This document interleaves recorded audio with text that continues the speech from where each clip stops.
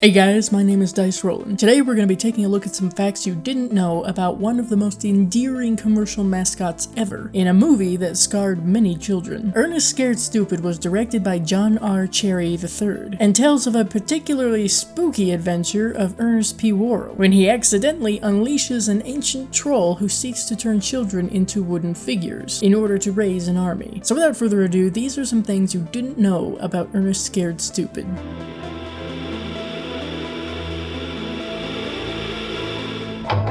How about a bumper sandwich, booger lips? This was the second and last Ernest film to co-star Rimshot, Ernest Goes to Jail being the first. The reason for this is Barkley was under contract with Disney, so when Disney stopped producing Ernest films, Barkley could no longer appear in any further movies. The Latin motto of the Briarville Police, Ignoramus ad infinitum, translates to, "We do not know to infinity." Lady Hackmore's home resides in Nashville. At the time, it was being renovated. However, this was halted and the house was returned to its original state for filming. After her metal art was added to the property, the house became a kind of tourist attraction throughout the shoot. The pizzas that the kids use as ammunition against the Murdoch brothers are props from Teenage Mutant Ninja Turtles 2, The Secret of the Ooze, 1991. This is because Doug White worked on both films.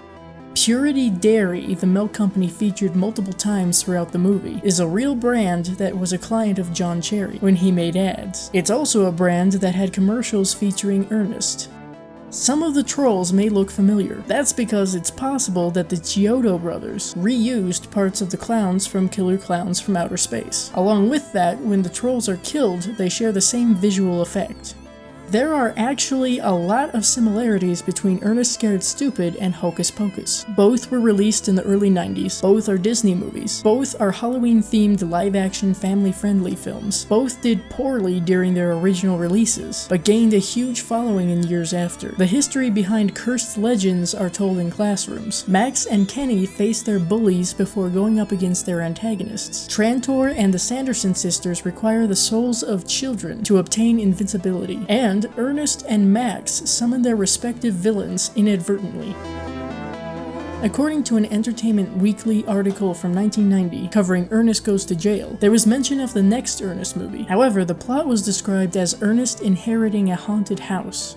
In the original script, Trantor wasn't the villain. It was a haunted statue. The statue was someone who had come back from the dead and made it come to life. John Cherry and Coke Sam's believed it was the best script they had ever written, and it would be exactly what Disney wanted. Unfortunately, Disney's response to the script was, "What were you guys smoking when you wrote this? We want a haunted treehouse." So, Cherry and Sam's did what they could to transform the script into what we got in the film. Possible titles for the film included Ernest and the Trolls, Ernest and the Curse, and Ernest Scared Stiff.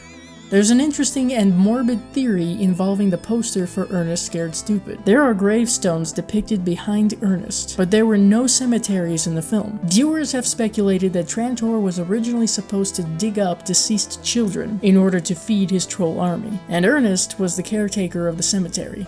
Remember the brief flash of a random man during the opening credits? Well, it turns out that this is Grip, Robert Hill Jr., whose son was an extra in the film. Ever wonder if Coke Sam's is actually this guy's real name? Well, it isn't. It's actually Hansford Sams III. Coke was a nickname given to him due to it being his first word as an infant. Making it look like the movie took place in October turned out to be nearly impossible. This is because shooting was done in May, and neither fallen leaves nor pumpkins could be obtained. The town of Briarville is actually known as Five Points in Nashville. Sheriff Binder was supposed to have a mustache, according to what Daniel Butler wanted for the character, but Disney refused this because it would make him look too Hispanic. A majority of the ominous woods was built in a 100,000 square foot ex-shoe factory. 3,000 cubic feet of soil, real insects, and living trees were used. The pivotal tree house and several other trees were constructed out of steel and foam. 14 motors were used to operate Trantor's face. His skin was baked foam, his teeth were dental acrylic, and each eyebrow hair was planted individually. The snot was made of lubricant, methyl cellulose, and a vegetable agent. A similar but thicker mixture was used for saliva. Apparently, Austin Nagler was subjected to so much ridicule and teasing because of his kiss scene with Shay Astor that he quit acting. For a number of years, people believed that this movie created the popular internet meme Trollface. However, this isn't the case. The creator of the original Trollface has stated that the meme depicts what online trolls think they look like when they are actually pathetic. So, does Miak actually exist? No, it is a completely fictitious substance. That hasn't stopped fans from deciphering what it would be in Ernest's world. Apparently, Miak would most likely be a Bulgarian-style flavored yogurt sauce that will be eaten in the spring served with a thin pancake. The troll costumes that 16 different actors had to wear were quite uncomfortable, heavy, and hard to breathe in. Not only that, but they were typically worn for 14 hours per day under studio lights. So the actors used battery-powered hair dryers through the mouths of the costumes to circulate cool air. This was the last Ernest movie to be filmed in the US.